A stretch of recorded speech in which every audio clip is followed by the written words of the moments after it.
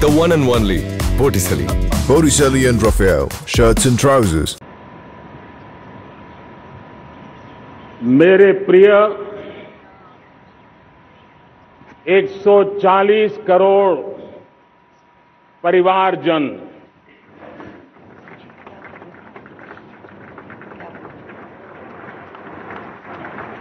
दुनिया का सबसे बड़ा लोकतंत्र और अब बहुत लोगों का अभिप्राय है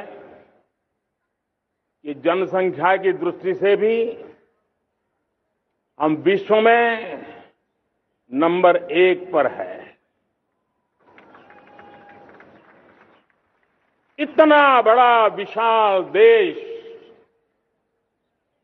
140 करोड़ देश कि मेरे भाई बहन, मेरे परिवारजन आज आजादी का पर्व मना रहे हैं। मैं देश के कोटि कोटि जनों को, देश और दुनिया में भारत को प्यार करने वाले, भारत का सम्मान करने वाले, भारत का गौरव करने वाले कोटि कोटि जनों को आजादी के इस महान पवित्र पर्व की अनेक अनेक शुभकामनाएं देता हूं। मेरे प्यारे परिवारजन, पूज्य बापू के नेतृत्व में असहयोग का आंदोलन, सत्याग्रह की मूवमेंट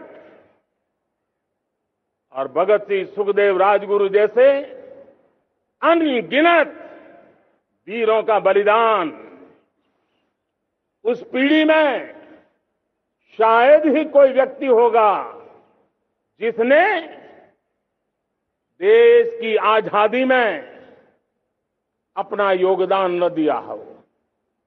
मैं आज देश की आजादी के जंग में जिन जिन ने योगदान दिया है,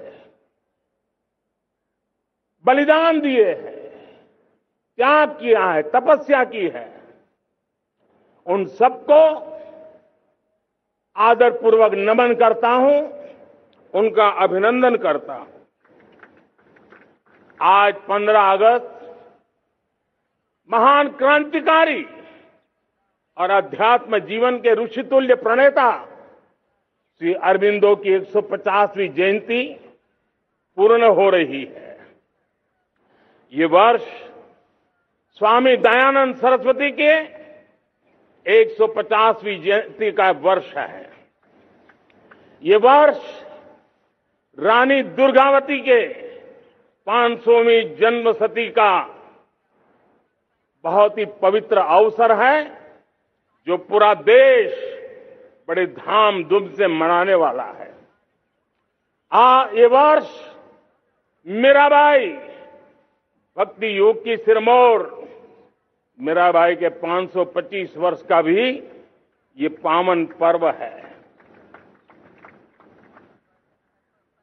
ये बार जो 26 जनवरी हम मनाएंगे वो हमारे गणतंत्र दिवस की 75वीं वर्षगांठ होगी।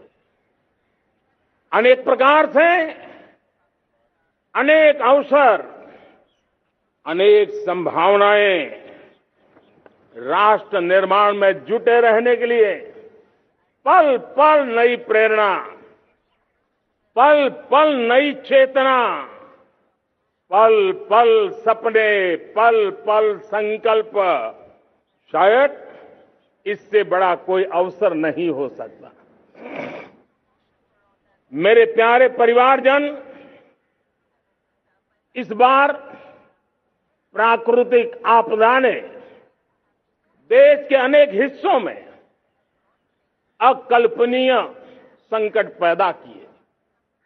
जिन परिवारों ने इस संकट में सहन किया है, मैं उन सभी परिवारजनों के प्रति अपनी संवेदना प्रकट करता हूं और राज्य केंद्र सरकार मिलकर के उन सभी संकटों से जल्दी से मुक्त होकर के फिर तेज गति से आगे बढ़ेंगे, ये मैं विश्वास दिलाता हूं। मेरे प्यारे परिवारजनों, पिछले कुछ सप्ताह नॉर्थ ईस्ट में, विशेषकर मणिपुर में और हिंदुस्तान के भी अन्य कुछ भागों में, लेकिन विशेषकर मणिपुर में जो हिंसा का दौर चला, कई लोगों को अपना जीवन खोना पड़ा, मां बेटियों के सम्मान के साथ खिलवाड़ हुआ। लेकिन कुछ दिनों से लगातार शांति की खबरें आ रही हैं। देश मणिपुर के लोगों के साथ है। देश मणिपुर के लोगों को पिछले कुछ दिनों से जो शांति बनाए रखी है, उस शांति के पर्व को आगे बढ़ाएं और शांति से ही समाधान का रास्ता निकलेगा और राज्य और केंद्र सरकार मिलकर के उन समस्याओं के समाधान के लिए भरपूर प्रयास कर रही है, करती रहेगी। मेरे प्यारे परिवारजनों, जब हम इतिहास की तरफ नजर करते हैं तो इतिहास में कुछ पल ऐसे आते हैं जो अपनी अमिट छाप छोड़ करके जाते हैं और उसका प्रभाव सदियों तक रहता है। और कभी कभी शुरुआत में वो बहुत छोटा लगता है, छोटी सी घटना लगती है, लेकिन वो अनेक समस्याओं की जड़ बन जाती है। हमें याद है 1000-1200 साल पहले इस देश पर आक्रमण हुआ। एक छोटे से राज्य के छोटे से राजा का पराजय हुआ, लेकिन तब पता तक नहीं था कि एक घटना भारत को 1000 साल की गुलामी में फंसा देगी। और हम गुलामी में जकड़ते गए, जो आया लूटता गया, जो जिसका मन चाहा हम पे आके सवार हो गया। कैसा विपरीत काल रहा होगा वो 1000 साल का। मेरे प्यारे परिवारजनों, घटना छोटी क्यों ना हो, लेकिन 1000 साल तक प्रभाव छोड़ के रही है। लेकिन मैं आज इस बात का जिक्र इसलिए करना चाहता हूं कि भारत के वीरों ने इस कालखंड में कोई भूभाग ऐसा नहीं था, कोई समय ऐसा नहीं था जब उन्होंने देश की आजादी के लौ को जलता न रखा हो, बलिदान की परंपरा न बनाई हो। मां भारती बेड़ियों से मुक्त होने के लिए उठ खड़ी हुई थी, जंजीरों को झकझोर रही थी और देश की नारी शक्ति, देश की युवा शक्ति, देश के किसान, देश के गांव के लोग, मजदूर, कोई हिंदुस्तानी ऐसा नहीं था जो आजादी के सपने को लेकर के जीता न हो। आजादी को पाने के लिए मर मिटने के लिए तैयार होने वालों की एक बड़ी फौज तैयार हो गई थी। जेलों में जवानी खपाने वाले अनेक महापुरुष हमारे देश की आजादी को, इन गुलामी की बेड़ियों को तोड़ने के लिए लगे हुए थे। मेरे प्यारे परिवारजनों, जनचेतना का वो व्यापक रूप, त्याग और तपस्या का वो व्यापक रूप, जन जन के अंदर एक नए विश्वास जगाने वाला वो पल आखिरकार 1947 में देश आजाद हुआ। 1000 साल की गुलामी में संजोए हुए सपने देशवासी पूरे करते हुए देखे। साथियों, मैं 1000 साल पहले की बात इसलिए कह रहा हूं, मैं देख रहा हूं फिर एक बार देश के सामने एक मौका आया है। इस ऐसे कालखंड में हम जी रहे हैं, ऐसे कालखंड में हमने प्रवेश किया है और यह हमारा सौभाग्य है कि भारत के ऐसे अमृत काल में, ये अमृत काल का पहला वर्ष है, या तो हम जवानी में जी रहे हैं या हम मां भारती की गोद में जन्म ले चुके हैं। और ये कालखंड, मेरे शब्द लिख करके रखिए मेरे प्यारे परिवारजनों, इस कालखंड में जो हम करेंगे, जो कदम उठाएंगे, जितना त्याग करेंगे, तपस्या करेंगे, सर्वजन हिताय सर्वजन सुखाय, एक के बाद एक फैसले लेंगे, आने वाले 1000 साल का देश का स्वर्णिम इतिहास उससे अंकुरित होने वाला है। इस कालखंड में होने वाली घटनाएं आगामी 1000 साल के लिए इसका प्रभाव पैदा करने वाली है। गुलामी की मानसिकता से बाहर निकला हुआ देश पंच प्राण को समर्पित होकर के एक नए आत्मविश्वास के साथ आज आगे बढ़ रहा है। नए संकल्पों को सिद्ध करने के लिए वो जी जान से जुड़ रहा है। मेरी भारत माता, जो कभी ऊर्जा का सामर्थ्य था लेकिन राख के ढेर में दबी पड़ी थी, वो भारत मां 140 करोड़ देशवासियों के पुरुषार्थ है, उनकी चेतना से, उनकी ऊर्जा से फिर एक बार जागृत हो चुकी है। मां भारती जागृत हो चुकी है और मैं साफ देख रहा हूं दोस्तों, यही कालखंड है।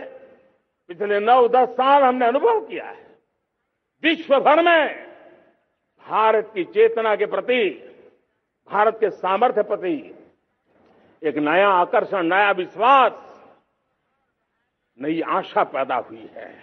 और ये प्रकाश पुंज जो भारत से उठा है, वो विश्व को उसमें अपने लिए ज्योति नजर आ रही है।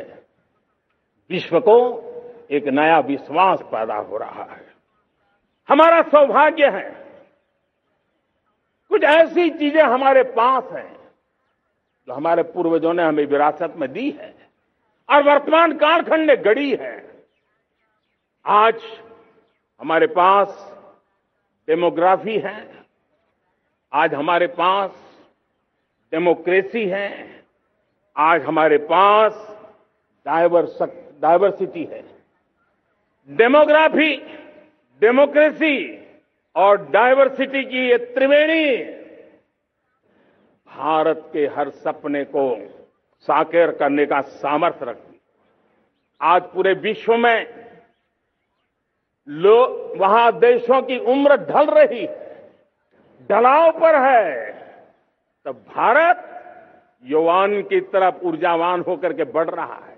कितने बड़े गौरव का कालखंड है कि आज 30 साल की कम आयु की जनसंख्या दुनिया में सर्वाधिक कहीं है तो ये मेरे भारत मां की गोद में है, ये मेरे देश में है।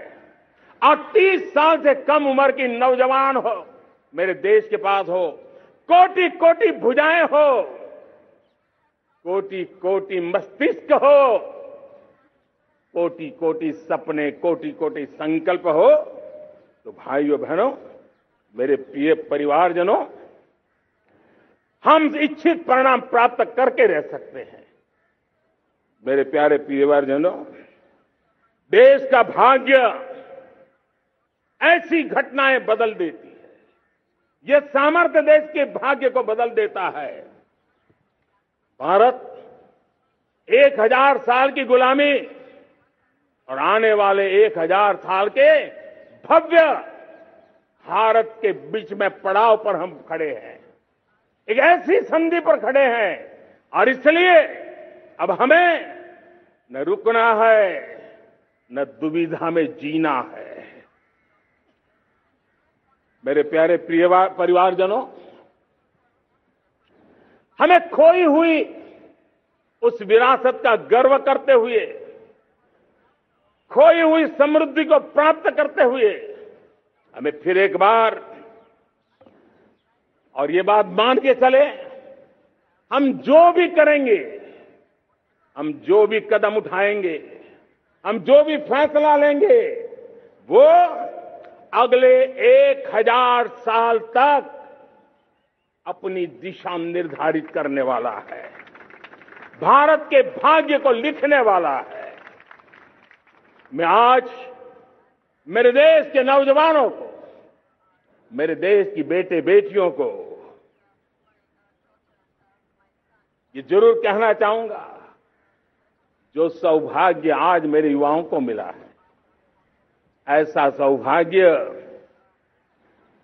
शायद ही किसी के नसीब होता है जो आपके नसीब हुआ है। और इसलिए हमें ये गंवाना नहीं है। युवा शक्ति पर मेरा भरोसा है, युवा शक्ति में सामर्थ्य है और हमारी नीतियां, हमारी रीतियां भी उस युवा सामर्थ्य को और बल देने के लिए है। आज मेरे युवाओं ने दुनिया में पहले 3 स्टार्टअप इकोसिस्टम में भारत को स्थान दिला दिया है। विश्व के युवाओं को अचंभा हो रहा है भारत के इस सामर्थ्य को लेकर के, भारत की इस ताकत को देख करके। आज दुनिया टेक्नोलॉजी ड्रिवन है और आने वाला युग टेक्नोलॉजी से प्रभावित रहने वाला है और तब टेक्नोलॉजी में भारत की जो टैलेंट है उसकी एक नई भूमिका रहने वाली है। साथियों, मैं पिछले दिनों G20 समिट में बाली गया था और बाली में दुनिया के समृद्ध देश, दुनिया के विकसित देश भी, उनके मुखिया मुझे भारत की डिजिटल इंडिया की सफलता के लिए बारीकियों से जानने के लिए इच्छुक थे। हर कोई इसका सवाल पूछता था और जब मैं उनको कहता था कि भारत ने जो कमाल किया है ना, वो दिल्ली, मुंबई, चेन्नई तक सीमित नहीं है। भारत ने जो कमाल कर रहा है, मेरे टियर 2, टियर 3 सिटी के युवा भी आज मेरे देश का भाग्य गढ़ रहे हैं। छोटे छोटे स्थान के मेरे नौजवान, और मैं आज बड़े विश्वास से कहता हूं, देश का ये जो सामर्थ्य नया नजर आ रहा है, और इसलिए मैं कहता हूं हमारे छोटे शहर आकार और आबादी में छोटे हो सकते हैं। ये हमारे छोटे छोटे शहर, हमारे कस्बे आकार और आबादी में छोटे हो सकते हैं, लेकिन आशा और आकांक्षा, प्रयास और प्रभाव वो किसी से कम नहीं है। वो सामर्थ्य उनके अंदर है। नए ऐप्स, नए सॉल्यूशन, टेक्नोलॉजी डिवाइस। अब खेलों की दुनिया देखिए, कौन बच्चे हैं? झुग्गी झोंपड़ी से निकले हुए बच्चे आज खेलों की दुनिया में पराक्रम दिखा रहे हैं। छोटे छोटे गांव के, छोटे छोटे कस्बे के नौजवान, हमारी बेटे बेटियां आज कमाल दिखा रही हैं। अब देखिए, मेरे देश की 100 जितनी स्कूल ऐसी हैं जहां के बच्चे सैटेलाइट बना करके सैटेलाइट छोड़ने की तैयारियां कर रही है। आज हजारों टिंकरिंग लैब नए वैज्ञानिकों का गर्भाधान कर रही है। आज हजारों टिंकरिंग लैब लाखों बच्चों को साइंस और टेक्नोलॉजी के राह पर आगे बढ़ने के लिए प्रेरणा दे रही है। मैं मेरे देश के नौजवानों को कहना चाहता हूं, अवसरों की कमी नहीं है। आप जितने अवसर चाहेंगे, ये देश आसमान से भी ज्यादा अवसर आपने देने का सामर्थ्य रखता है। मैं आज लाल किले की प्राचीर से मेरे देश की माताओं, बहनों, मेरे देश की बेटियों को हृदय से अभिनंदन करना चाहता हूं। देश आज जब पहुंचा है, अब विशेष शक्ति जुड़ रही है मेरी माताओं बहनों के सामर्थ्य की। आज देश प्रगति की राह पर चल पड़ा है, तो मैं मेरे किसान भाई बहनों का भी अभिनंदन करना चाहता हूं। ये आप ही का पुरुषार्थ है, ये आप ही का परिश्रम है कि देश आज कृषि क्षेत्र में आगे बढ़ रहा है। मैं मेरे मजदूरों का, मेरे श्रमिकों का, मेरे प्रिय परिवारजन, ऐसे कोटि कोटि श्रमिकों को आज मैं नमन करता हूं, उनका अभिनंदन कर रहा हूं। देश आज जो आधुनिकता की ओर बढ़ रहा है, विश्व की तुलना करने वाले सामर्थ्य के साथ नजर आ रहा है, उसके पीछे मेरे देश के मजदूरों का, मेरे देश के श्रमिकों का बहुत बड़ा योगदान है। आज समय कहता है कि लाल किले की प्राचीर से मैं उनका अभिनंदन करूं, उनका अभिवादन करूं। और ये मेरे परिवारजन, 140 करोड़ देशवासी, मेरे इन श्रमिकों का, रेहड़ी पटरी वालों का, फूल सब्जी बेचने वालों का हम सम्मान करते हैं। मेरे देश को आगे बढ़ाने में, मेरे देश को प्रगति की नई ऊंचाई पर ले जाने में प्रोफेशनल्स की बहुत बड़ी भूमिका है, बढ़ती रही है। चाहे साइंटिस्ट हो, चाहे इंजीनियर्स हो, डॉक्टर्स हो, नर्सिस हो, शिक्षक हो, आचार्य हो, यूनिवर्सिटीज हो, गुरुकुल हो, हर कोई मां भारती का भविष्य उज्जवल बनाने के लिए अपनी पूरी ताकत से लगा हुआ है। मेरे प्यारे परिवारजनों, राष्ट्रीय चेतना वो एक ऐसा शब्द है जो हमें चिंताओं से मुक्त कर रहा है। और आज वो राष्ट्रीय चेतना ये सिद्ध कर रही है कि भारत का सबसे बड़ा सामर्थ्य बना है भरोसा, भारत का सबसे बड़ा सामर्थ्य बना है विश्वास। जन जन में हमारा विश्वास, जन जन का सरकार पर विश्वास, जन जन का देश के उज्जवल भविष्य पर विश्वास, और विश्व का भी भारत के प्रति विश्वास। ये विश्वास हमारी नीतियों का है, हमारी रीति का है। भारत के उज्जवल भविष्य को जिस निर्धारित मजबूत कदमों से हम आगे बढ़ा रहे हैं, उसका है। भाइयों बहनों, मेरे प्यारे परिवारजनों, ये बात निश्चित है कि भारत का सामर्थ्य और भारत की संभावनाएं विश्वास की नई बुलंदियों को पार करने वाली है। और ये विश्वास की नई बुलंदियां नए सामर्थ्यों को लेकर के चलनी चाहिए रही है। आज देश में G20 समिट के मेहमान नवाजी का भारत को अवसर मिला है। अब पिछले एक साल से हिंदुस्तान के हर कोने में जिस प्रकार से G20 के अनेक ऐसे आयोजन हुए, अनेक कार्यक्रम हुए हैं, उसने देश के सामान्य मानवी के सामर्थ्य को विश्व को परिचित करा दिया है, भारत की विविधता का परिचय कराया है, भारत की डायवर्सिटी को दुनिया अचंभे से देख रही है। और उसके कारण भारत के तरफ आकर्षण बढ़ा है, भारत को जानने की, समझने की इच्छा जगी। उसी प्रकार से आप देखिए एक्सपोर्ट, आज भारत का एक्सपोर्ट के तेजी से बढ़ रहा है। और मैं कहना चाहता हूं, दुनिया के एक्सपर्ट्स इन सारे मानदंडों के आधार पर कह रहे हैं कि अब भारत रुकने वाला नहीं है। दुनिया की कोई भी रेटिंग एजेंसी होगी, वो भारत का गौरव कर रही है। कोरोना काल के बाद दुनिया एक नए सिरे से सोचने लगी।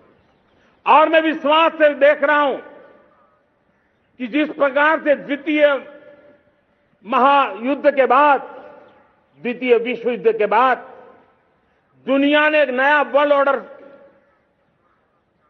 आकार लिया था, मैं साफ साफ देख रहा हूं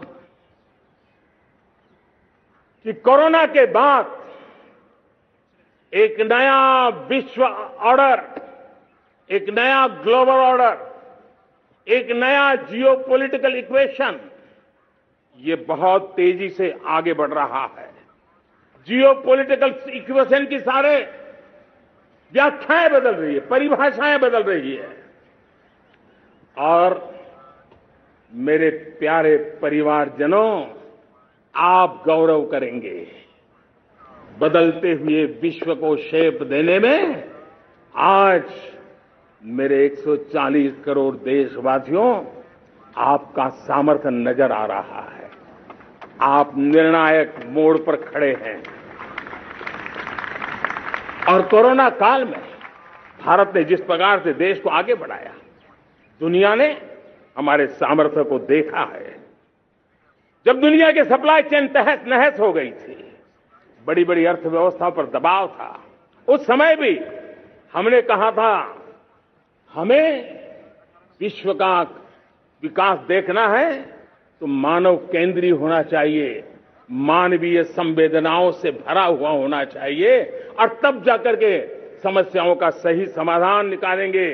और कोविड ने हमें सिखाया है या हमें मजबूर किया है, लेकिन मानवीय संवेदनाओं को छोड़ करके हम विश्व का कल्याण नहीं कर सकते। आज भारत ग्लोबल साउथ की आवाज बन रहा है। भारत की समृद्ध विरासत आज दुनिया के लिए एक अवसर बन रहा है। Global economy, global supply chain, इसमें भारत की हिस्सेदारी, मैं पक्का विश्वास से कहता हूं, आज जो भारत में परिस्थिति पैदा हुई है, आज जो भारत ने कमाया है, वो दुनिया में स्थिरता की गारंटी लेकर के आया है। दोस्तों, अब न हमारे मन में, न 140 करोड़ मेरे परिवारजनों के मन में और न ही दुनिया के मन में कोई इफ्स है, कोई बट्स है। विश्वास बन चुका है। मेरे प्यारे देशवासियों, अब गेंद हमारे पाले में है। हमें अवसर जाने नहीं देना चाहिए, हमें मौका छोड़ना नहीं चाहिए। भारत में मैं मेरे देशवासियों का इसलिए भी अभिनंदन करता हूं कि मेरे देशवासियों में एक नीर क्षीर विवेक का सामर्थ्य है, समस्याओं की जड़ों को समझने का सामर्थ्य है। और इसलिए 2014 में मेरे देशवासियों ने 30 साल के अनुभव के बाद तय किया कि देश को आगे ले जाना है तो स्थिर सरकार चाहिए, मजबूत सरकार चाहिए, पूर्ण बहुमत वाली सरकार चाहिए। और देशवासियों ने एक मजबूत और स्थिर सरकार बनाई। और 3 दशकों के जो अनिश्चितता का कालखंड था, जो अस्थिरता का कालखंड था, जो राजनीतिक मजबूरियों से देश जकड़ा हुआ था, उससे मुक्ति मिली है। मेरे प्यारे परिवारजनों, देश के पास आज एक ऐसी सरकार है, वो सर्वजन हिताय सर्वजन सुखाय, देश के संतुलित विकास के लिए समय का पल पल और जनता की पाई पाई, जनता की भलाई के लिए लगा रही है।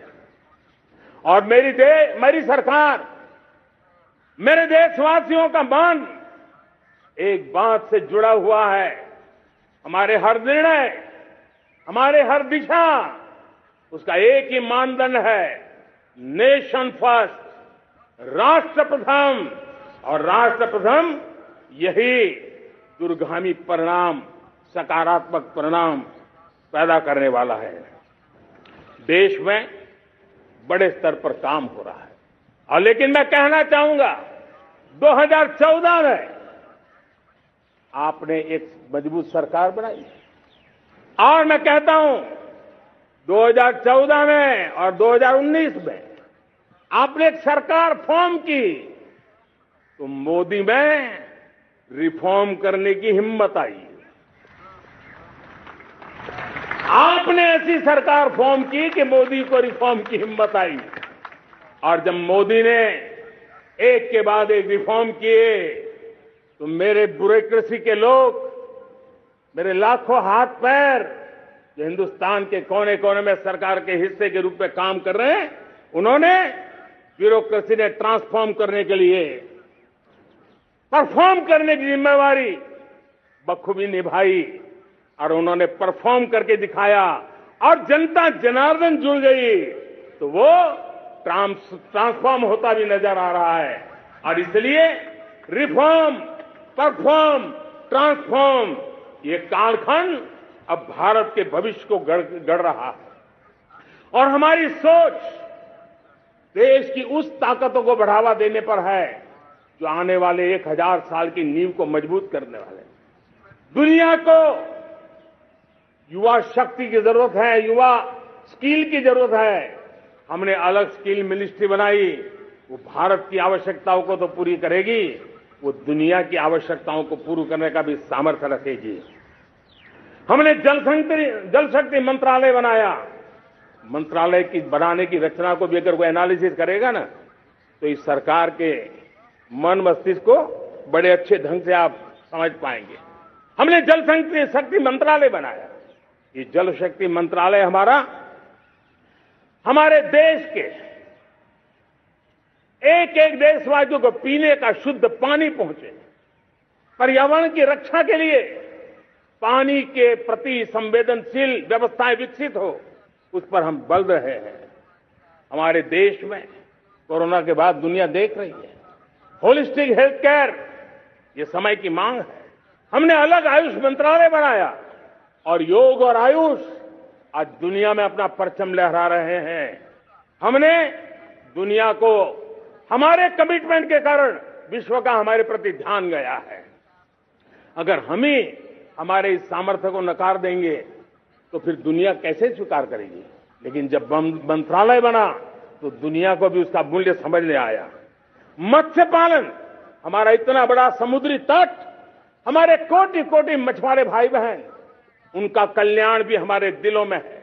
और इसलिए हमने अलग से मत्स्य पालन को लेकर के, पशुपालन को लेकर के, डेयरी को लेकर के अलग मंत्रालय की रचना की, ताकि समाज के जिस वर्ग के लोग पीछे रह गए उनको हम साथ लें। देश में सरकारी अर्थव्यवस्था के हिस्से होते हैं, लेकिन समाज की अर्थव्यवस्था का एक बड़ा हिस्सा है कोऑपरेटिव मूवमेंट। उसको बल देने के लिए, उसको आधुनिकता लाने के लिए और देश के कोने कोने में लोकतंत्र की एक सबसे बड़ी इकाई को मजबूत करने के लिए हमने अलग कोऑपरेटिव मंत्रालय बनाया। और वो हमारी सहकारी संस्थाएं उसका जाल बिछा रहा है, ताकि गरीब से गरीब की वहां सुनवाई हो, उसकी आवश्यकताओं की पूर्ति हो, और वो भी राष्ट्र के विकास की योगदान में एक छोटी इकाई का हिस्सा बनकर के उसमें वो योगदान दे रखें। हमने सहकार से समृद्धि का रास्ता अपनाया है। मेरे प्यारे परिवारजनों, जब हम लोग 14 में आए थे तो हम वैश्विक अर्थव्यवस्था में 10वें नंबर पर थे, और आज 140 करोड़ देशवासियों का पुरुषार्थ रंग लाया है कि हम विश्व की अर्थव्यवस्था में 5वें नंबर पर पहुंच चुके हैं। और ये ऐसे ही नहीं हुआ है। जो भ्रष्टाचार का राक्षस देश को दबोचे हुए थे, लाखों करोड़ के घोटाले अर्थव्यवस्था को डामाडोल कर रहे थे, गवर्नेंस फ्रेजाइल फाइल में देश की पहचान होने लगी थी, लीकेजेस को हमने बंद किया, मजबूत अर्थव्यवस्था बनाई, हमने गरीब कल्याण के लिए ज्यादा से ज्यादा धन खर्चने का प्रयास किया। और आज मैं देशवासियों को बताना चाहता हूं कि जब देश आर्थिक रूप से समृद्ध होता है तो सिर्फ तिजोरी नहीं बढ़ती है, देश का सामर्थ्य बढ़ता है, देशवासियों का सामर्थ्य बढ़ता है। और तिजोरी का पाई पाई अगर ईमानदारी से जनता जनार्दन के लिए खर्च करने का संकल्प लेने वाली सरकार हो तो परिणाम के साथ है। मैं 10 साल का हिसाब तिरंगे की साक्षी में लाल किले की प्राचीर से मेरे देशवासियों को दे रहा हूं। आंकड़े देख करके आपको लगेगा कितना बड़ा बदलाव, इतना बड़ा सामर्थ्य। 10 साल पहले राज्यों को 30 लाख करोड़ रुपए भारत सरकार की तरफ से जाते थे। पिछले 9 साल में यह आंकड़ा 100 लाख करोड़ पर पहुंचा है। पहले स्थानीय निकाय के विकास के लिए भारत सरकार के खजाने से 70,000 करोड़ रुपया जाता था। आज वो 3 लाख करोड़ से भी ज्यादा जा रहा है। पहले गरीबों के घर बनाने के लिए 90,000 करोड़ रुपया खर्च होता था। आज वो 4 गुना होकर के 4 लाख करोड़ से भी ज्यादा खर्च गरीबों के घर बनाने के लिए हो रहा है। पहले गरीबों को यूरिया सस्ता मिले, जो यूरिया की बैग दुनिया के कुछ बाजारों में 3,000 में बिकती है, वो यूरिया की बैग मेरे किसानों को 300 में मिले। और इसलिए देश की सरकार 10 लाख करोड़ रुपया मेरे किसानों की यूरिया में सब्सिडी दे रहा है। मुद्रा योजना 20 लाख करोड़ रुपए, उससे भी ज्यादा मेरे देश के नौजवानों को स्वरोजगार के लिए, अपने व्यवसाय के लिए, अपने कारोबार के लिए दिए हैं। 8 करोड़ लोगों ने नया कारोबार शुरू किया है। और 8 करोड़ लोगों ने कारोबार शुरू किया है तो नहीं, हर कारोबारी ने एक या दो लोगों को रोजगार दिया है। 8 से 10 करोड़ नए लोगों को रोजगार देने का सामर्थ्य ये मुद्रा योजना से लाभ लेने वाले 8 करोड़ नागरिकों का रहा है। एमएसएमई को करीब 3.5 लाख करोड़ रुपए की मदद से कोरोना के संकट में भी उनको डूबने नहीं दिया, मरने नहीं दिया, उनको एक ताकत दी है। 1 रैंक 1 पेंशन मेरे देश के सेना के जवानों का एक सम्मान का विषय था। 70,000 करोड़ रुपया भारत की तिजोरी से आज पहुंचा है, मेरे निवृत्त सेना के नायकों के जेब में, उनके परिवार में पहुंचा है। सभी कैटेगरी में, मैंने तो कुछ ही गिनाए, मैं ज्यादा समय लेना नहीं चाहता। हर कैटेगरी में पहले की तुलना में अनेक गुना धन देश के विकास के लिए, कोने कोने में रोजगार पैदा करने के लिए, पाई पाई का उपयोग भारत का भाग्य बदलने के लिए हो, और इसलिए हमने काम किया है। और मेरे प्यारे प्रियजनों, इतना ही नहीं, हमने इन सारे प्रयासों का परिणाम है कि आज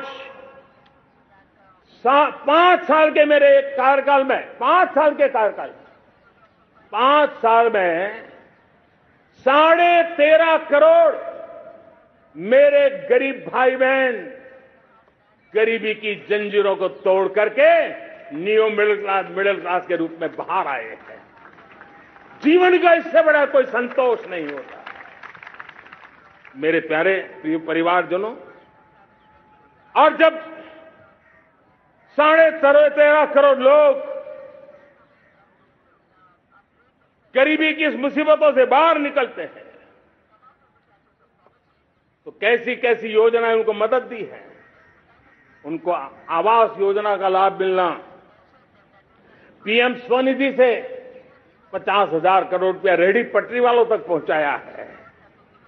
आने वाले दिनों में, आने वाली विश्वकर्मा जयंती पर एक कार्यक्रम हम लागू करेंगे।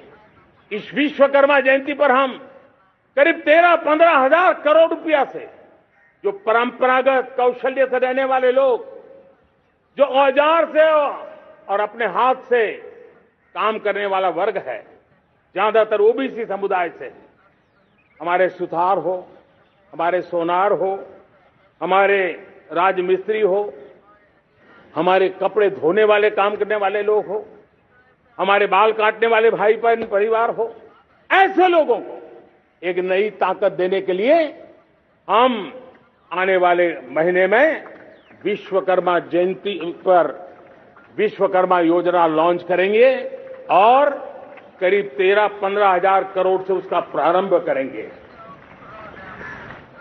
हमने पीएम किसान सम्मान निधि में 2.5 लाख करोड़ रुपया सीधा मेरे देश के किसानों के खाते में जमा किया है। हमने जल जीवन मिशन, हर घर में शुद्ध पानी पहुंचे, 2 लाख करोड़ रुपया खर्च किया है। हमने आयुष्मान भारत योजना, ताकि गरीब को बीमारी के कारण अस्पताल जाने से जो मुसीबत होती है, जिसको मुक्ति दिलाना, उसको दवाई मिले, उसका उपचार हो, ऑपरेशन हो, अच्छे से अच्छी हॉस्पिटल में हो। आयुष्मान भारत योजना के तहत 70,000 करोड़ रुपए हमने लगाए हैं। पशुधन, देश ने कोरोना वैक्सीन की बात तो देश को याद है, 40,000 करोड़ रुपए लगाए, वो तो याद है। लेकिन आपको जानकर के खुशी होगी, हमने पशुधन को बचाने के लिए करीब करीब 15,000 करोड़ रुपया पशुधन के टीकाकरण के लिए लगाया है। मेरे प्यारे देशवासियों, मेरे प्यारे परिवारजनों, जन औषधि केंद्रों ने देश के सीनियर सिटीजन्स को, देश के मध्यम वर्गीय परिवार को एक नई ताकत दी है। जिस संयुक्त परिवार में अगर किसी को एक डायबिटीज जैसा हो जाए, 2-3 हजार रुपया दवाई का बिल स्वाभाविक हो जाता है। हमने जन औषधि केंद्र से जो दवाई बाजार में 100 रुपए में मिलती है, वो 10 रुपया, 15 रुपया, 20 रुपए में दी। और आज देश में 1,000 जन औषधि केंद्रों से मेरे इन बीमारी में जिनको दवाई की जरूरत थी, ऐसे लोगों के करीब 20,000 करोड़ रुपया उनके जेब में बचा है। और ये ज्यादातर मध्यम वर्ग के परिवार के लोग हैं।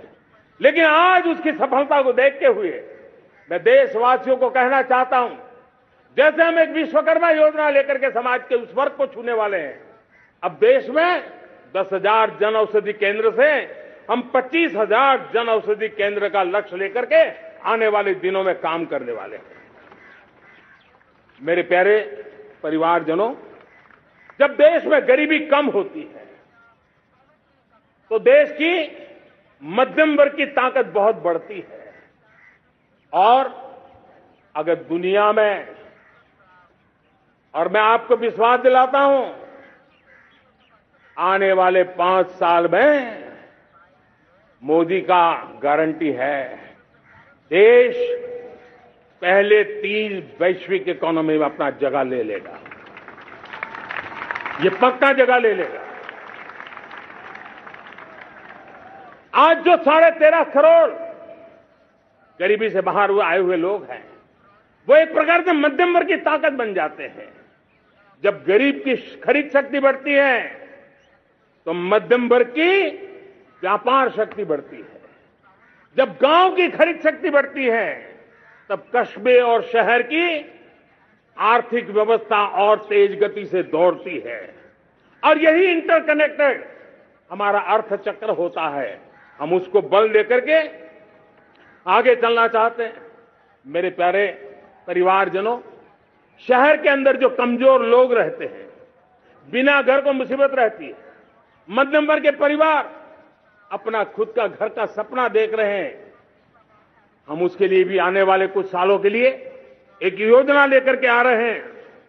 और जिसमें ऐसे मेरे परिवारजन जो शहरों में अपना घर, शहरों में रहते हैं लेकिन किराए के मकान पर रहते हैं, झुग्गी झोपड़ी में रहते हैं, चाल में रहते हैं, अनऑथराइज्ड कॉलोनीज में रहते हैं, ऐसे मेरे परिवारजन अगर अपना मकान बनाना चाहते हैं तो बैंक से जो लोन मिलेगा उसके ब्याज के अंदर राहत देकर के लाखों रुपयों की मदद करने का हमने निर्णय किया है। मेरे मध्यम वर्ग के परिवार को जब 2 लाख से 7 लाख इनकम टैक्स की सीमा बढ़ जाती है तो सबसे बड़ा लाभ सैलरी क्लास को होता है, मेरे मध्यम वर्ग को होता है। इंटरनेट का डेटा बहुत महंगा था 2014 के पहले, आज दुनिया का सबसे सस्ता इंटरनेट का डेटा का खर्चा हो रहा है। हर परिवार के पैसे बच रहे हैं। मेरे प्यारे परिवारजनों, विश्व कोरोना के बाद अभी तक उभर नहीं पाया है। युद्ध ने फिर एक नई मुसीबत पैदा की है। आज दुनिया महंगाई के संकट से जूझ रही है। पूरी दुनिया की अर्थव्यवस्था को महंगाई ने दबोच के रखा है। हम भी दुनिया से जिन सामान की जरूरत होती है लाते हैं, तो हमें सामान तो इंपोर्ट करते हैं। हमारा दुर्भाग्य है कि हमें महंगाई भी इंपोर्ट करनी पड़ती है, क्योंकि पूरी दुनिया को महंगाई ने जकड़ के रखा है। लेकिन मेरे प्यारे परिवारजनों, भारत ने महंगाई को नियंत्रित रखने के लिए भरसक प्रयास किए हैं। पिछले कालखंड की तुलना में हमें कुछ सफलता भी मिली है, लेकिन इतने से संतोष नहीं मान सकते। दुनिया से हमारी चीजें अच्छी है, इतने बात से हम सोच नहीं सकते। मुझे तो मेरे देशवासियों को महंगाई की बोझ कम से कम हो, इस दिशा में और भी कदम उठाने हैं और हम उस कदम को उठा के रहेंगे। मेरा प्रयास निरंतर जारी रहेगा। मेरे प्यारे परिवारजनों, आज देश अनेक क्षमताओं को लेकर के आगे बढ़ रहा है। देश आधुनिकता की तरफ आगे बढ़ने के लिए काम कर रहा है। आज देश रिन्यूएबल एनर्जी पे काम कर रहा है। आज देश ग्रीन हाइड्रोजन पे काम कर रहा है। देश की स्पेस पे क्षमता बढ़ रही है, तो देश की डीप सी मिशन में भी सफलता के साथ आगे चल रहा है। देश में रेल आधुनिक हो रही है, तो वंदे भारत बुलेट ट्रेन भी आज देश के अंदर काम कर रही है। गांव गांव पक्की सड़कें बन रही है, तो इलेक्ट्रिक बसें, मेट्रो की रचना भी आज देश में हो रहे हैं। आज गांव गांव तक इंटरनेट पहुंच रहा है, तो क्वांटम कंप्यूटर के लिए भी देश तय कर रहता है। नैनो यूरिया, नैनो डीएपी, उस पर काम हो रहा है, तो दूसरी तरफ जैविक खेती पर भी हम बल दे रहे हैं। आज किसान उत्पादक संघ एफपीओ का निर्माण हो रहा है, तो हम सेमीकंडक्टर का भी निर्माण करने के लिए चाह रहे हैं। हम दिव्यांग जनों के लिए एक सुगम भारत के निर्माण के लिए काम करते हैं, तो हम पैरालंपिक में भी हिंदुस्तान का तिरंगा झंडा गाड़ने के लिए मेरे दिव्यांग जनों को सामर्थ्यवान बना रहे हैं। हम खिलाड़ियों को स्पेशल ट्रेनिंग दे रहे हैं।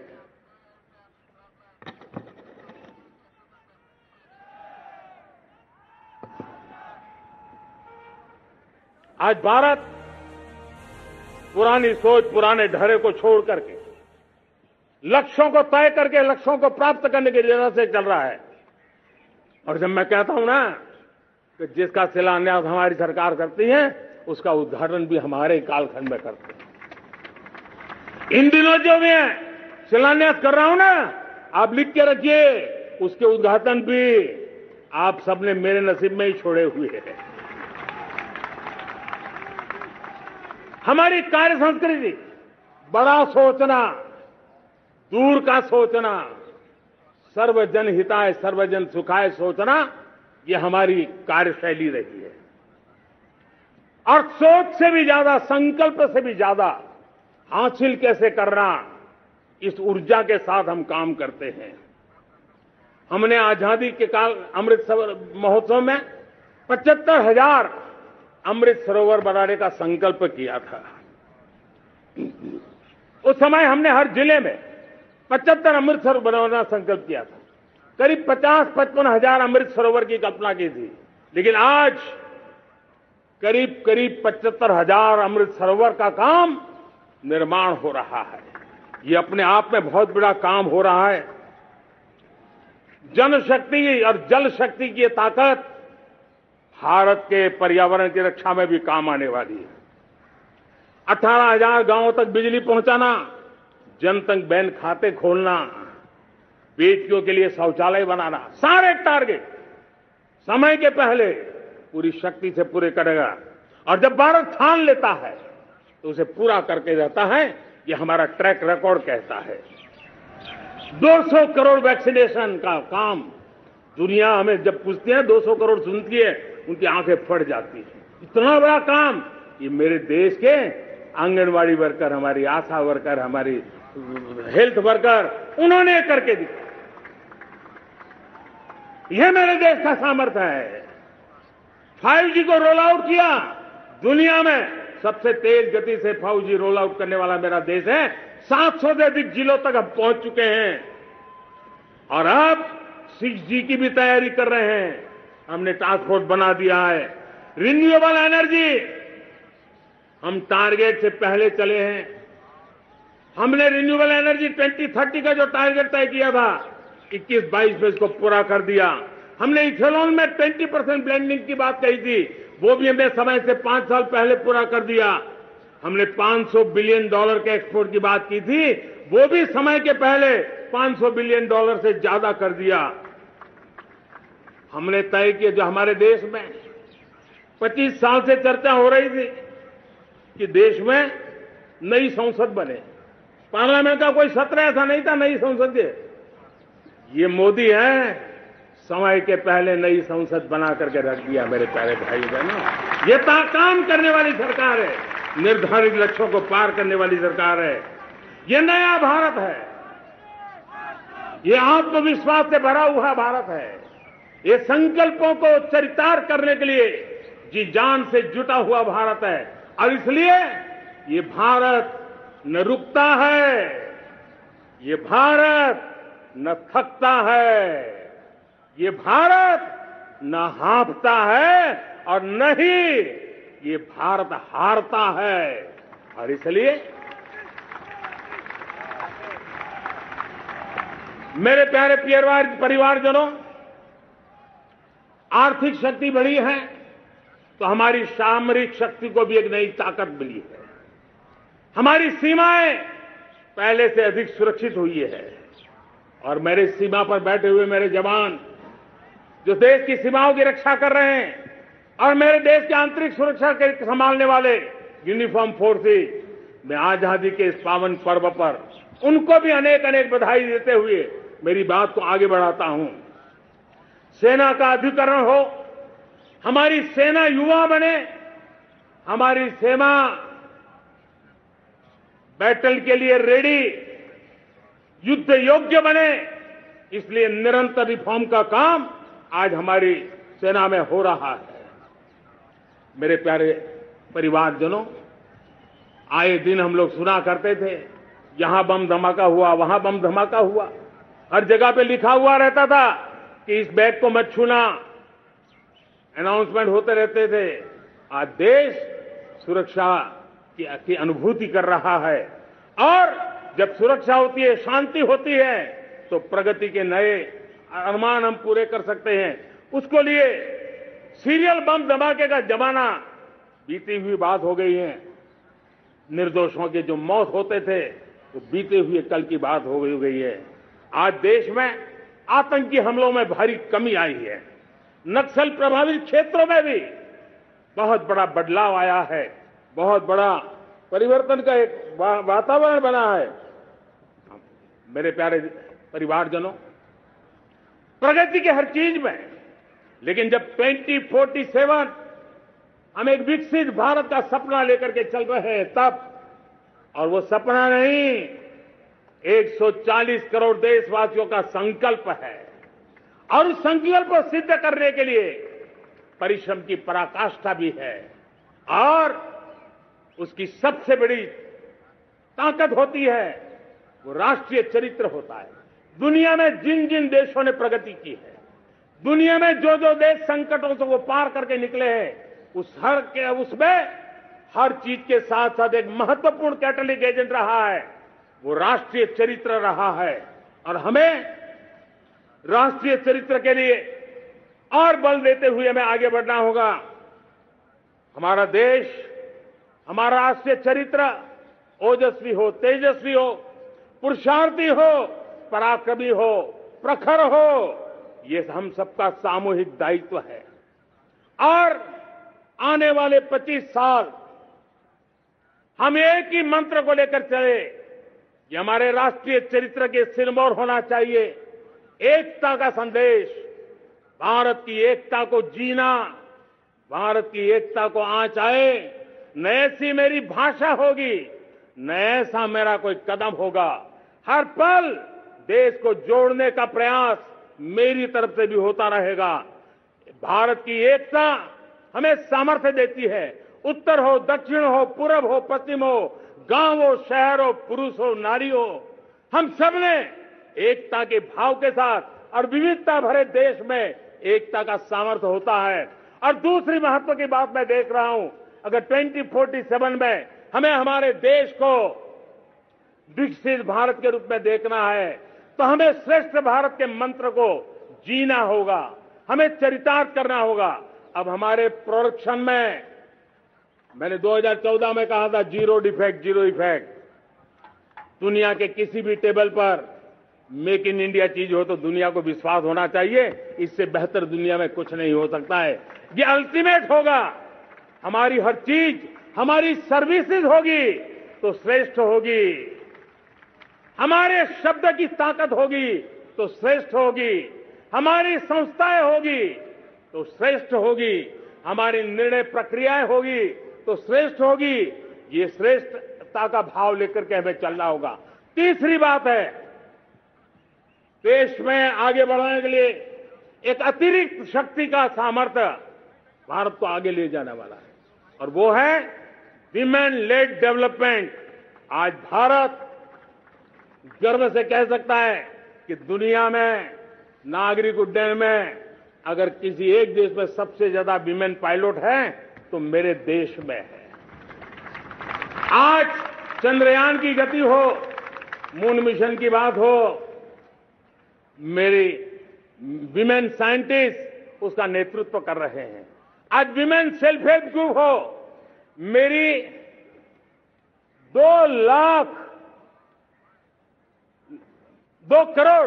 करोड़ लखपति दीदी का लक्ष्य लेकर के आज विमेन सेल्फ हेल्प ग्रुप पे हम काम कर रहे हैं। हम हमारी नारी शक्ति के सामर्थ्य को बढ़ावा देते हुए विमेन लेड डेवलपमेंट के, और जब G20 में मैंने विमेन लेड डेवलपमेंट के विषय को आगे बढ़ाया है तो पूरा G20 समूह इसके महत्व को स्वीकार कर रहा है, और उसके महत्व को स्वीकार कर करके वो उसको बहुत बल दे रहे हैं। उसी प्रकार से भारत विविधताओं से भरा देश है। असंतुलित विकास के हम शिकार रहे हैं। मेरा पराया का के कारण हमारे देश के कुछ हिस्से उसके शिकार रहे हैं। अब हमें रीजनल एस्पिरेशंस को, संतुलित विकास को बल देना है, और रीजनल एस्पिरेशंस को लेकर के उस भावना को हमें सम्मान देते हुए, जैसे हमारी भारत मां का कोई, हमारा शरीर का कोई अंग अगर अविकसित रहे तो हमारा शरीर विकसित नहीं माना जाएगा। हमारा शरीर का कोई अंग दुर्बल रहे तो हमारा शरीर स्वस्थ नहीं माना जाएगा। वैसे ही मेरी भारत माता, उसका कोई एक भूभाग भी, समाज का कोई तबका भी अगर दुर्बल रहे तो मेरी भारत माता समर्थ है, स्वस्थ है, ऐसा बैठ करके हम नहीं बैठ सकते। और इसलिए रीजनल एस्पिरेशन को हमने एड्रेस करने की आवश्यकता है, और इसलिए हम समाज का सर्वांगीण विकास हो, सर्वस्पर्शी विकास हो, भूभाग के हर क्षेत्र को उसकी अपनी ताकत को खिलने का अवसर मिले, उस दिशा में आगे बढ़ना चाहते हैं। मेरे प्यारे परिवारजनों, भारत एक मदर ऑफ डेमोक्रेसी है। भारत मॉडल ऑफ डायवर्सिटी भी है। भाषाएं अनेक हैं, बोलियां अनेक हैं, परिधान अनेक हैं, विविधताएं बहुत है। हमने उन सारे लोगों को आधार पर आगे बढ़ना है। मेरे प्यारे परिवारजनों, देश के जब मैं एकता की बात करता हूं, तब अगर घटना मणिपुर में होती है तो पीड़ा महाराष्ट्र में होती है। अगर बाढ़ आसाम में आती है तो बेचैन केरला हो जाता है। हिंदुस्तान के किसी भी हिस्से में कुछ भी हो, हम एक अंगांगी भाव की अनुभूति करते हैं। मेरे देश की बेटियों पर जुल्म न हो, यह हमारा सामाजिक भी दायित्व है, यह हमारा पारिवारिक दायित्व भी है, और ये देश के नाते हम सबका दायित्व है।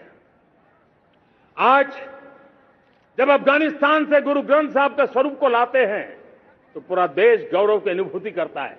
जब आज दुनिया के किसी देश में कोविड के काल में मेरा कोई सिख भाई लंगर लगाता है, भूखों को खिलाता है और दुनिया में वाहवाही होती है, तो हिंदुस्तान का सीना चौड़ा हो जाता है।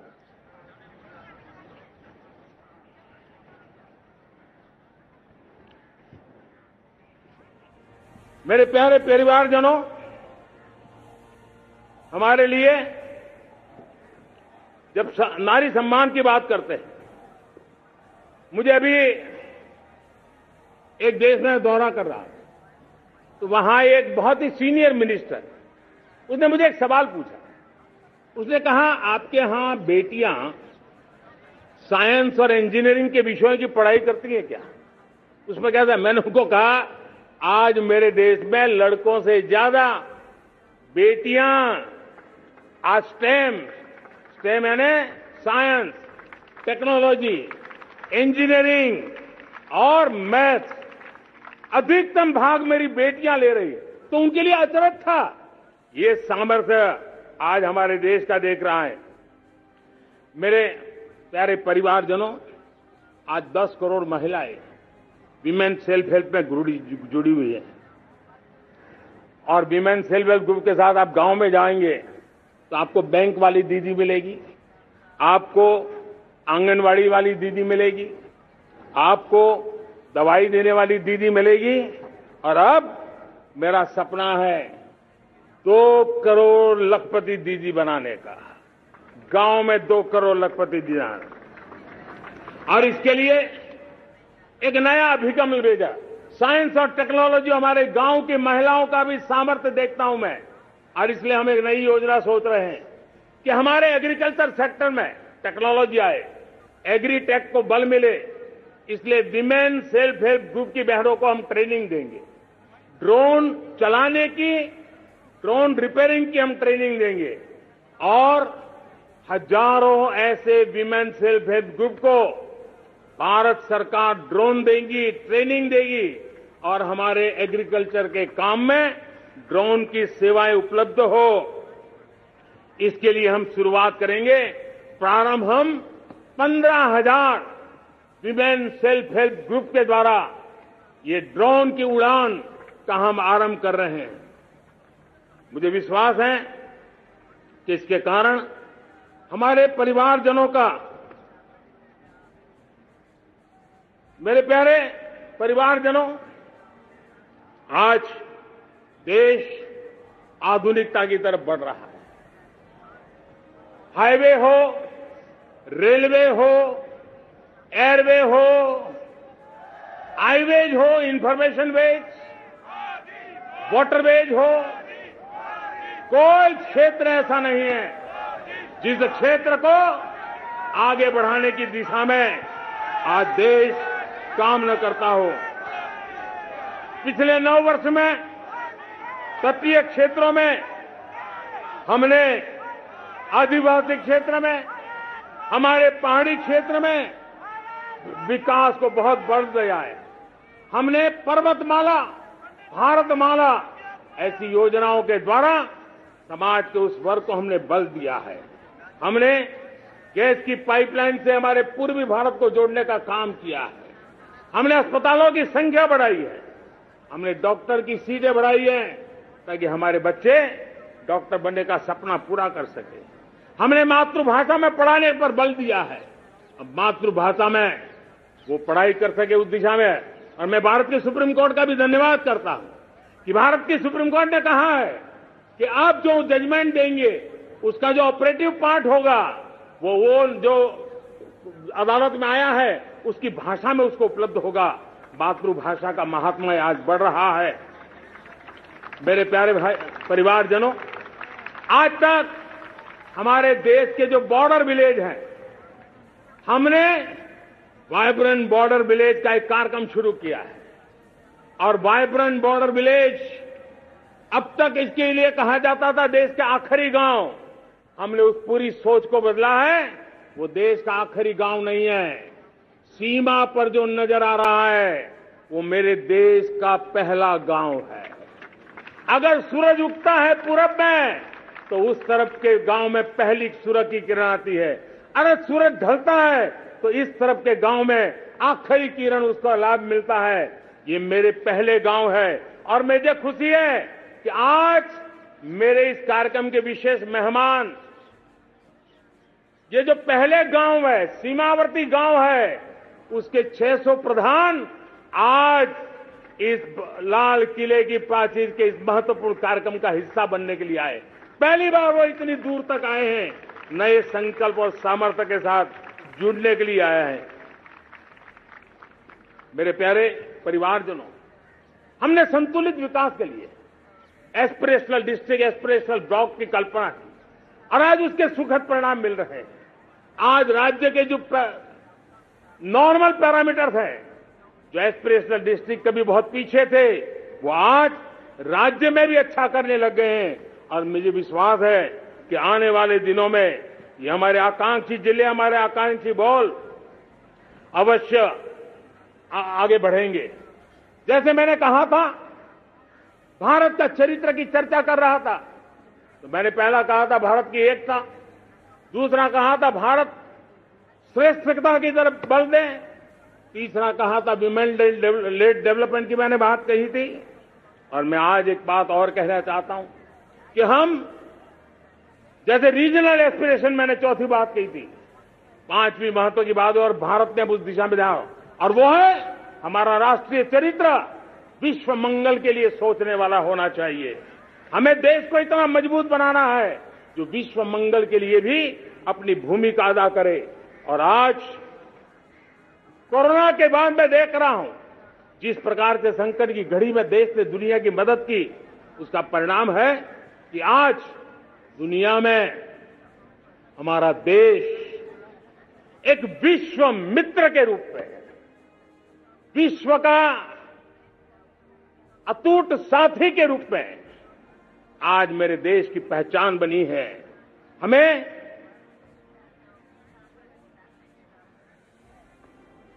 जब विश्व मंगल की बात करते हैं तब भारत का मूलभूत विचार है, उस विचार को हम आगे बढ़ाने लोग हैं। और मुझे खुशी है कि आज अमेरिकी संसद के भी कई चुने हुए गणमान्य प्रतिनिधि भी आज हमारे 15 अगस्त के इस अवसर में हमारे बीच में मौजूद है। भारत की सोच कैसी है, हम विश्व मंगल की बात को कैसे आगे बढ़ाते हैं। अब देखिए, हम जब सोचते हैं तो क्या कहते हैं, हमने दुनिया के सामने ये दर्शन रखा है और दुनिया उस दर्शन को लेकर के हमारे साथ जुड़ रही है। हमने कहा one sun, one world, one grid. Renewable energy के क्षेत्र में एक बहुत बड़ा हमारा स्टेटमेंट है, आज दुनिया उसको स्वीकार कर रही है। कोविड के बाद हमने दुनिया को कहा हमारा अप्रोच होना चाहिए वन अर्थ, वन हेल्थ। समस्याओं का समाधान तभी होगा जब मानव को, पशु को, पौधे को बीमारी के संबंध में समान रूप से एड्रेस किया जाएगा, तब जाकर के हम करेंगे। हमने G20 समिट के लिए दुनिया के सामने कहा है one world, one family, one future. इस सोच को लेकर के चल रहे हैं। हमने क्लाइमेट को लेकर के दुनिया जो संकट से जूझ रही है, हमने रास्ता दिखाया है, लाइफ मिशन लॉन्च किया है, लाइफ स्टाइल फॉर एनवायरमेंट। हमने दुनिया के सामने इंटरनेशनल सोलर अलायंस बनाया और आज दुनिया के कई देश इंटरनेशनल सोलर अलायंस का हिस्सा बन रहे हैं। हमने बायोडायवर्सिटी का महत्व देखते हुए बिग कैट अलायंस की व्यवस्था को हमने आगे बढ़ाया है। हमने प्राकृतिक आपदा के कारण, ग्लोबल वार्मिंग के कारण इंफ्रास्ट्रक्चर का जो नुकसान होता है, उसके लिए दूरगामी व्यवस्थाओं की जरूरत है। और इसलिए coalition for disaster resilient infrastructure, CDRI, एक समाधान के रूप में दुनिया को दिया है। विश्व आज समुद्रों को संघर्ष का केंद्र बना रहा है, तब हमने दुनिया को सागर का प्लेटफॉर्म दिया है जो वैश्विक समुद्री शांति की गारंटी बन सकता है। हमने पारंपरिक चिकित्सा पद्धतियों को बल देते हुए WHO का एक ग्लोबल लेवल का सेंटर हिंदुस्तान में बनाने की दिशा में काम किया है। हमने योग और आयुष के द्वारा विश्व कल्याण और विश्व के स्वस्थता की दिशा में काम किया है। और आज भारत विश्व मंगल की मजबूत नींव डाल रहा है। इस मजबूत नींव को आगे बढ़ाना हम सबका काम है, हम सबकी जिम्मेवारी है। मेरे प्यारे परिवारजनों, सपने अनेक है, संकल्प साफ है, नीतियां स्पष्ट है, नियत के सामने कोई सवाल या निशान नहीं है। लेकिन कुछ सच्चाइयों को हमें स्वीकार करना पड़ेगा और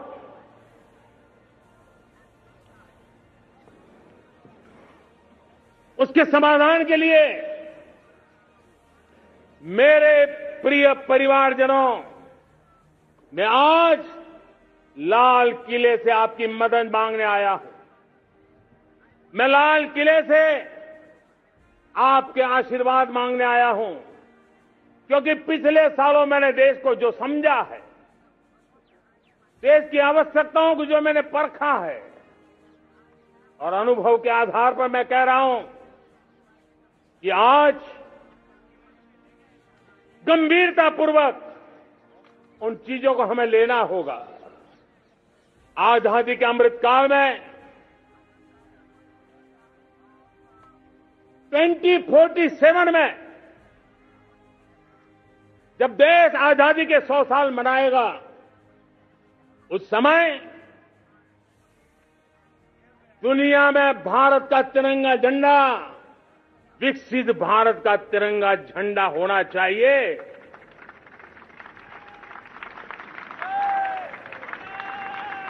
रत्ती भर भी हमें रुकना नहीं है, पीछे नहीं हटना है।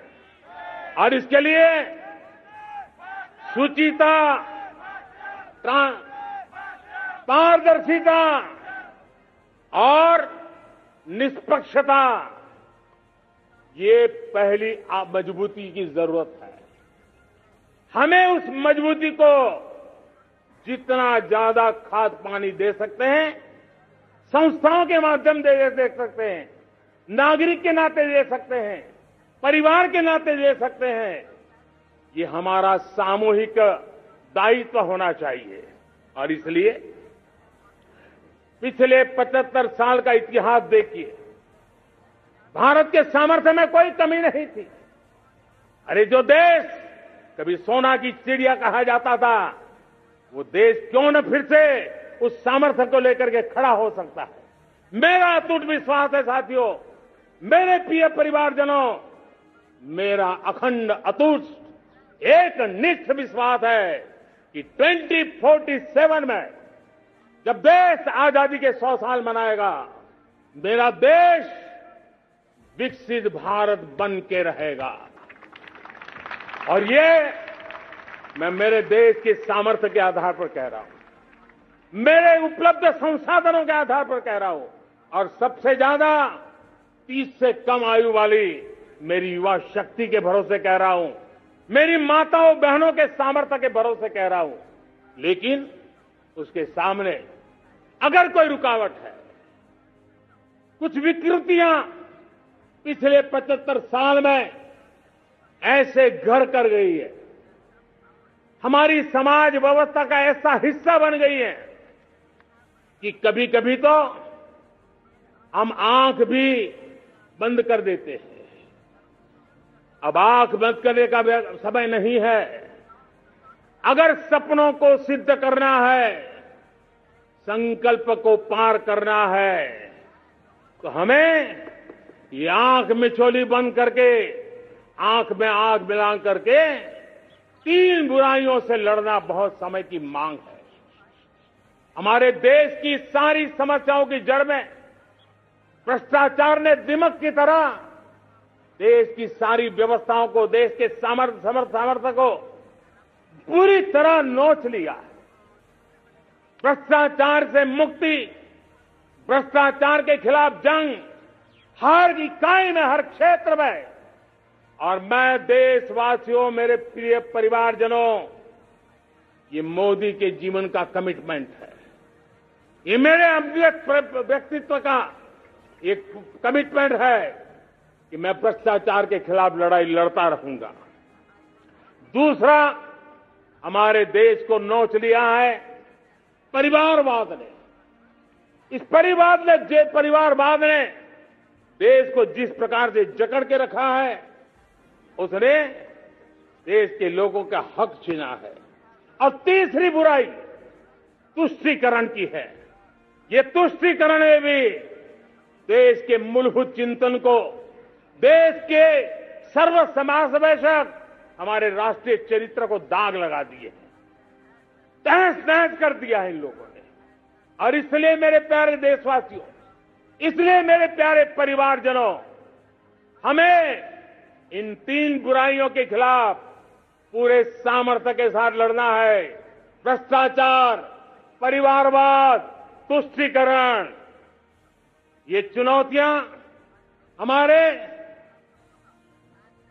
ये ऐसी चीजें पनपी है जो हमारे देश के लोगों का जो आकांक्षा है उसका दमन करती है।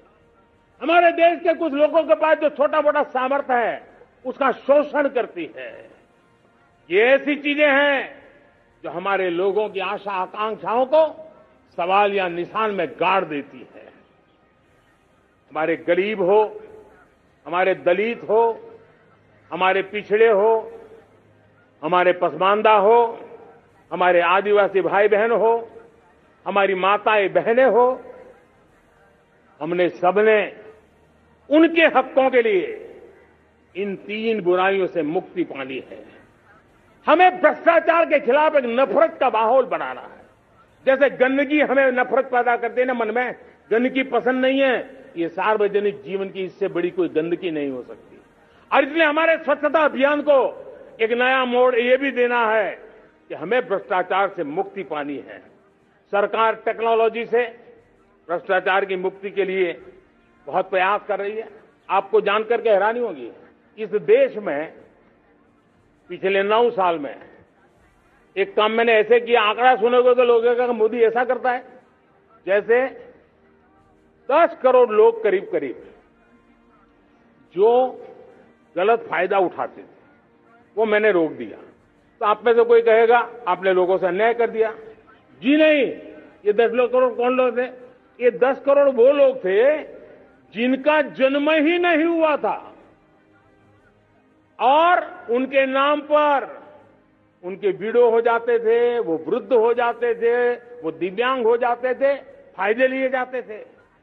10 करोड़ ऐसे बेनामी जो चीजें चलती थी उसको रोकने का पवित्र काम, भ्रष्टाचारियों की संपत्ति जो हमने जब्त की है ना, वो पहले की तुलना में 20 गुना ज्यादा की है। मेरे प्यारे परिवारजनों, ये आपकी कमाई का पैसा लोग लेकर के भागे थे, 20 गुना ज्यादा संपत्ति को जब्त करने का। और इसलिए लोगों की मेरे प्रति नाराजगी होना बहुत स्वाभाविक है, लेकिन मुझे भ्रष्टाचार के खिलाफ की लड़ाई को आगे बढ़ाना है। हमारे सरकारी व्यवस्था ने पहले कैमरा के सामने तो कुछ हो जाता था, लेकिन बाद में चीजें अटक जाती थी। हमने पहले की तुलना में कई गुना ज्यादा अदालत में चार्जशीट की है और अब जमानतें भी नहीं मिलती हैं। वैसी पक्की व्यवस्था को लेकर के हम आगे बढ़ रहे हैं, क्योंकि हम ईमानदारी से भ्रष्टाचार के खिलाफ लड़ रहे हैं। आज परिवारवाद और तुष्टीकरण, इसने देश का बहुत बड़ा दुर्भाग्य किया है। अब लोकतंत्र में ये कैसे हो सकता है कि पॉलिटिकल पार्टी, और मैं विशेष बल दे रहा हूं पॉलिटिकल पार्टी, आज मेरे देश के लोकतंत्र में एक ऐसी विकृति आई है जो कभी भारत के लोकतंत्र को मजबूती नहीं दे सकती। और वो क्या है बीमारी? परिवारवादी पार्टियां। और उनका तो मंत्र क्या है? Party of the family, by the family and for the family. इनका तो जीवन मंत्र यही है कि उनकी पॉलिटिकल पार्टी, उनका राजनीतिक दल परिवार का, परिवार के द्वारा और परिवार के लिए, परिवारवाद और भाई भतीजावाद प्रतिभाओं के दुश्मन होते हैं, योग्यता को नकारते हैं, सामर्थ्य को स्वीकार नहीं करते हैं। और इसलिए परिवारवाद इस देश के लोकतंत्र की मजबूती के लिए उसकी मुक्ति जरूरी है। सर्वजन हिताय सर्वजन सुखाय, हर किसी को हक मिले इसलिए, और सामाजिक न्याय के लिए भी ये बहुत। उसी प्रकार से तुष्टीकरण ने सामाजिक न्याय का सबसे बड़ा नुकसान किया। अगर सामाजिक न्याय को तबाह किसने किया है तो ये तुष्टीकरण की सोच, तुष्टीकरण की राजनीति, तुष्टीकरण का सरकारी योजनाओं का तरीका, इसने सामाजिक न्याय को मौत के घाट उतार दिया है। और इसलिए हमें तुष्टीकरण, भ्रष्टाचार, ये विकास का सबसे बड़ा दुश्मन है। अगर देश विकास चाहता है, देश 2047 विकसित भारत का सपना का साकार करना चाहता है, तो हमारे लिए आवश्यक है कि हम किसी भी हालत में देश में भ्रष्टाचार को सहन नहीं करेंगे। इस मूड को लेकर के चलना चाहिए। मेरे प्यारे परिवारजनों, हम सबका एक बहुत बड़ा महत्वपूर्ण दायित्व है। आपने जिस प्रकार से जिंदगी जी है, हमारे आने वाली पीढ़ी को ऐसी जिंदगी जीने के लिए मजबूर करना, यह हमारा गुनाह है। यह हमारा दायित्व है कि हमारे आने वाली पीढ़ी को हम ऐसा समृद्ध देश दें, ऐसा संतुलित देश दें, ऐसा सामाजिक न्याय की धरोहर वाला देश दें, ताकि छोटी छोटी चीजों को पाने के लिए उन्हें कभी भी संघर्ष न करना पड़े। हम सभी का कर्तव्य, हर नागरिक का कर्तव्य है, और ये अमृत काल कर्तव्य काल है। हम कर्तव्य से पीछे नहीं उठ सकते। हमें वो भारत बनाना है जो पूज्य बापू के सपनों का था। हमें वो भारत बनाना है जो हमारे स्वतंत्र सेनानियों का सपना था। हमें वो भारत बनाना है जो हमारे वीर शहीदों का था, हमारी वीरांगनाओं का था, जिन्होंने मातृभूमि के लिए अपना जीवन दे दिया था। मेरे प्यारे परिवारजनों, मैं जब 2014 में आपके पास आया था, तब 2014 में मैं परिवर्तन का वादा लेकर के आया था। 2014 में मैंने आपको वादा किया था, मैं परिवर्तन लाऊंगा, और 140 करोड़ मेरे परिवारजन, आपने मुझ पे भरोसा किया और मैंने विश्वास पूरा करने की कोशिश की। रिफॉर्म, परफॉर्म, ट्रांसफॉर्म, वो 5 साल जो वादा था वो विश्वास में बदल गया, क्योंकि मैंने परिवर्तन का वादा किया था। रिफॉर्म, परफॉर्म, ट्रांसफॉर्म के द्वारा मैंने इस वादे को विश्वास में बदल दिया। कठोर परिश्रम किया है, देश के लिए किया है, शान से किया है, सिर्फ और सिर्फ नेशन फर्स्ट, राष्ट्र सर्वोपरि, इस भाव से किया है। 2019 में परफॉर्मेंस के आधार पर आप सबने मुझे फिर से आशीर्वाद दिया। परिवर्तन का वादा मुझे यहां ले आया, परफॉर्मेंस मुझे दोबारा ले आया, और आने वाले 5 साल अभूतपूर्व विकास के हैं। 2047 के सपने को साकार करने का सबसे बड़ा स्वर्णिम पल आने वाले 5 साल है।